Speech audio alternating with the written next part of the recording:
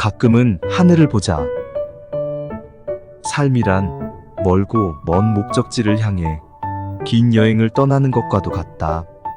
여행길을 오를 때에는 희망과 꿈에 부푼 마음으로 즐겁게 출발도 하지만 여정 중에는 즐거울 때도 기쁠 때도 있으며 슬플 때도 있고 괴롭고 힘들고 또 때로는 지쳐 포기하고 싶을 때도 있다. 그러면서 시간은 흐르고 아직도 갈 길은 먼데 끝은 보이지 않고 몸은 피로에 지쳐 너무 힘들고 그렇다고 그대로 주저앉아 포기할 수 없는 것이 우리의 삶이 아닌가 생각된다. 그런데 갈 길이 보이지 않아 더욱 힘들고 답답함에 지쳐있던 지금 그 목적지가 눈에 들어오기 시작했다. 가끔은 하늘을 보자. 달려만 가지 말고 하늘도 보고 뒤도 돌아보자. 그리고 생각을 하자. 여정 중에 가고자 하는 목적지를 생각하듯이 삶의 목적지를 생각해본다.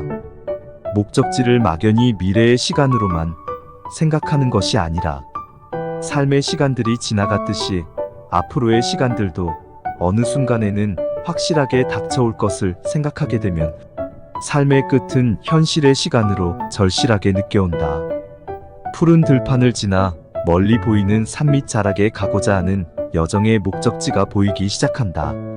정신이 새로워지고 지쳐있던 몸에 힘이 다시 붙기 시작하며 여정 속에서 힘들어하고 갈등해왔던 근심 걱정들도 사라지게 된다. 목적지가 보이는 여정과 보이지 않는 여정이 다르듯이 목적지가 보이는 삶과 보이지 않는 삶은 삶에 대한 생각이나 의미가 다르고 삶에 대한 가치와 살아가는 방법 또한 다르며 어려움과 문제점들에 대한 느낌들도 달라지게 된다.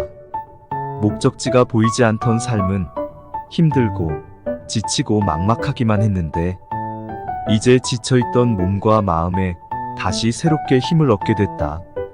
두 손을 높이 들고 큰 소리로 소리질러 보면 걱정이 없어질 것이다. 보이는 그곳까지 갈 수 있다는 자신이 생겼기 때문이다. 삶의 변화가 오기 시작했다. 그동안 가는 길이 어디쯤인지, 목적지가 어디쯤인지 모르기에 세상적인 것들을 움켜쥐고 놓지 않으려 했으며 살아가고 놓치면 세상을 잃을 듯 살아왔는데 이제는 그럴 필요가 없게 됐다. 목적지를 발견했고 그곳이 그리 멀지 않은 저 멀리에 보이기 시작했기 때문이다. 남은 힘이 그곳까지만 갈 수 있으면 된다. 그러기에 더 이상의 세상적인 것들이 필요 없게 됐고 더 이상의 욕심을 가질 이유도 없게 됐으며 가진 것들이 무겁고 부담스럽게 느껴진다면 홀가분하게 남은 것들을 던져버려야 할 처지이고 누가 아직도 불필요한 무거운 짐들을 지고 힘들게 가고 있다면 얘기해주고 싶다. 그렇게 힘들게 지고 갈 필요 없다고, 갈 길이 멀지 않다고, 거의 다 왔다고 얘기해주고 싶다. 그리고 또 하나의 삶의 변화가 왔다. 이제는 그곳에 가는 동안만이라도 좀 더 사랑하며 살아야겠구나 하는 생각도 갖게 된다. 남은 시간만이라도 나만을 위해 움켜쥐고 살아왔던 삶에서 좀 더 남을 위한 삶으로 살아가야 한다는 생각을 하게 된다. 우리는 그것 때문에 그것을 하기 위해 세상에 온 것이기 때문이다. 소외된 이들을 위해 무엇을 하였고 고통받는 이들을 위해 무엇을 했으며 배고픈 이들을 위해서 병든 이들을 위해서 무엇을 하였는지 잘못한 이들을 얼마나 이해하고 용서하며 사랑했는지를 남은 시간만이라도 그렇게 살아가지 않으면 안 된다는 생각을 한다. 멀리 보이는 그곳이 얼마 남지 않았기 때문이다. 그러나 간과할 수 없는 것이 있다.